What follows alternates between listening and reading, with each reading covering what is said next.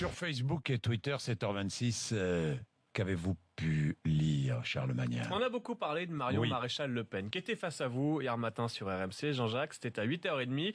Une petite bourde, une question toute simple pour celle qui voulait diriger la région PACA. Dites-moi, combien d'habitants en région Provence-Alpes-Côte d'Azur? J'ai plus le chiffre exact, mais c'est autour de 2 millions, quelque chose comme ça. Vous dites 2 millions d'habitants en Provence-Alpes-Côte d'Azur, Oui, Marion Maréchal Le Pen? Il me semble que oui. 2 millions d'habitants? Oui, peut-être un peu plus que ça, je sais plus. Vous avez voulu être présidente de la région? Oui, d'accord. Alors vous voulez combien d'habitants en région Provence-Alpes-Côte d'Azur? Je n'ai plus le chiffre exact. Moi, je vous dis, il y en a 5. Il est bon cet intervieweur, hein. On a travaillé avec lui. 2 millions, mais c'est venu naturellement. Au lieu de 5, ouais. Oui. Bon, en tout cas, c'est une belle boulette, hein, évidemment raillée par les internautes. Amateurisme, encore une preuve qu'elle n'est là que grâce à son nom de famille. Elle a dû enlever les 3 millions qui n'avaient pas un nom assez français à ses yeux. Voilà ce qu'on peut lire sur Twitter. Et durant l'interview, elle a également comparé les migrants à, je cite, de la poussière qu'on voudrait répartir. Ce qui fait dire à un internaute qu'elle voulait sûrement vous répondre, Jean-Jacques, 2 millions et des poussières. Un peu plus tard dans la journée, Marion Maréchal Le Pen a reconnu son erreur dans un tweet, un mea culpa, écrit-elle. Elle explique avoir confondu le nombre d'habitants et le nombre de votants. Et elle ajoute que même prof Bourdin peut faire une erreur avec une vidéo dans laquelle Gilbert Collard tente de vous piéger, Jean-Jacques, au sujet de l'année d'instauration de la Troisième République.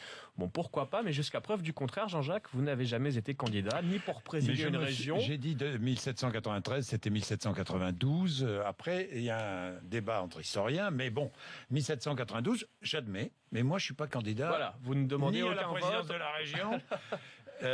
1700, mais non, pas 1892. La troisième. C'est pas la C'est sur la troisième, Troisième c'était la République. première. Ah, c'était. Ah non, On sur va la pas troisième, faire le je donne- débat, non, sur non, la troisième, je donne le bon résultat.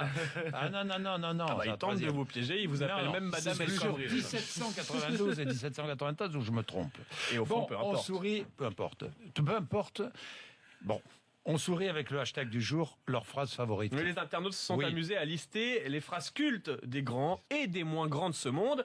Par exemple, si on ne devait retenir qu'une seule phrase de Valéry Giscard d'Estaing, évidemment, ce serait au revoir. Pour Édouard Balladur, ce serait par exemple je vous demande de vous arrêter. La phrase favorite de Claude François, je te tiens au jus. La phrase favorite des roux, je ne suis pas roux, je suis blond vénitien. Voilà ce que disent toujours les roux. La phrase favorite des femmes en général, je n'ai rien à me mettre. La phrase favorite de la SNCF, désolé pour le retard. La phrase favorite de la Vierge Marie, et dire que je prenais la pilule. Ou encore, la plus poétique, la phrase favorite de la femme de ménage de Descartes, j'éponge donc j'essuie.